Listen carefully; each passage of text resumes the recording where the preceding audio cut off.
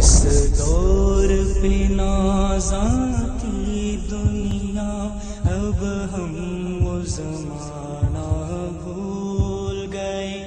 دنیا کی کہانی یاد رہی اور اپنا فسانہ بھول گئے۔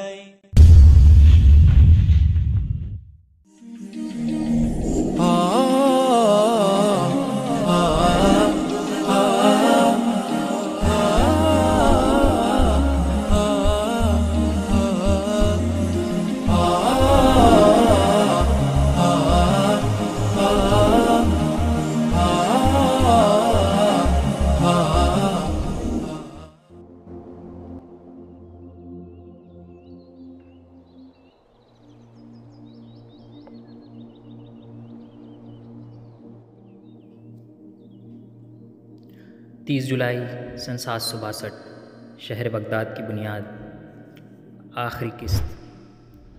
گوا دی ہم نے جو اسلاف سے میراث پائی تھی،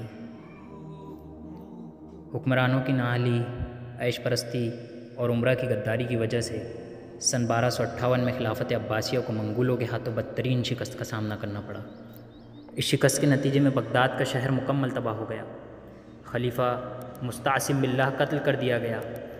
اس کی وفات کے 3.5 سال بعد تک کوئی خلیفہ نہ تھا۔ پھر مستعصم کے چچا ابوالقاسم احمد کو ڈھونڈ کر خلیفہ بنایا گیا۔ تاریخ اسلامی میں صرف 2 بار خلافت کا سلسلہ ٹوٹا ہے۔ پہلی بار مستعصم کے قتل ہونے پر صرف 3.5 سال کے لیے، اور دوسری بار سن 1924 میں خلافت عثمانیہ کے خاتمے پر، جسے آج تک قائم نہ کیا جا سکا۔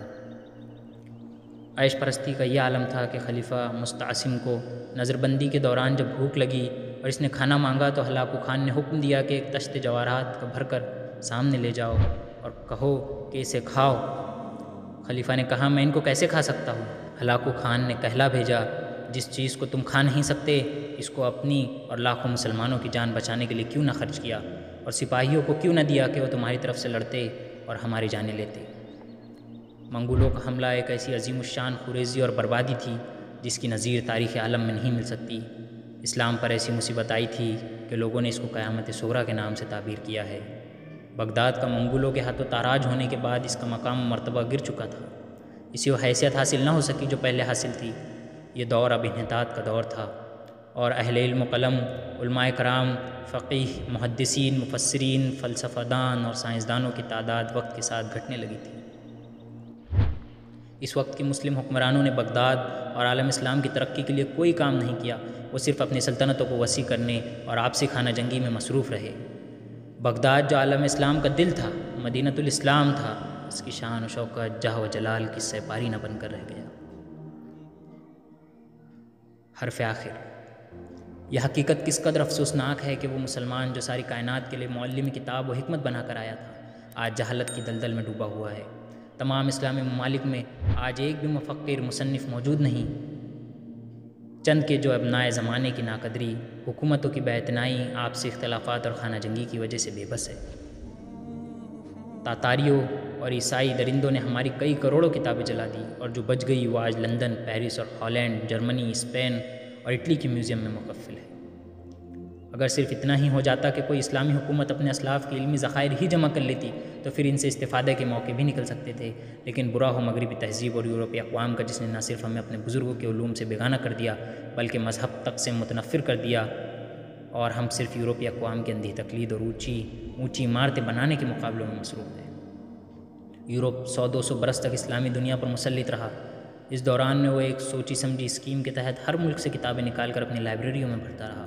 ڈاکٹر غلام جیلانی برق اپنی کتاب یورپ پر اسلام کے احسان میں اپنا ایک واقعہ درج کرتے ہیں کہ سن 1928 کا ذکر ہے کہ میں نے ایک ہندو بازار سے کپڑا خریدا۔ جب قیمت ادا کرنے لگا تو وہ بول اٹھا، برق صاحب، اگر آپ عربی یا فارسی کی کلمی کتابیں مہیا کر سکے تو 1 پاؤنڈ فی کتاب کے حساب سے کپڑے کی رقم کم کر دوں گا۔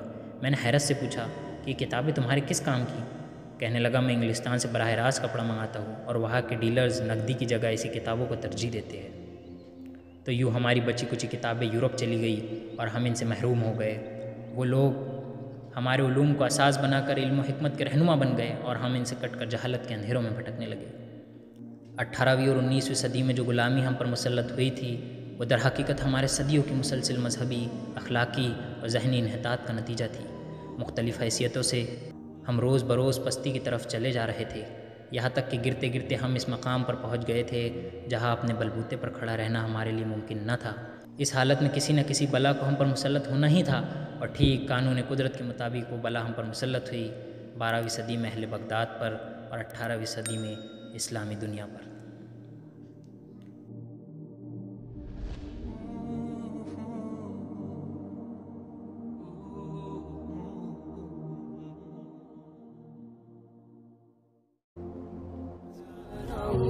والحمد لله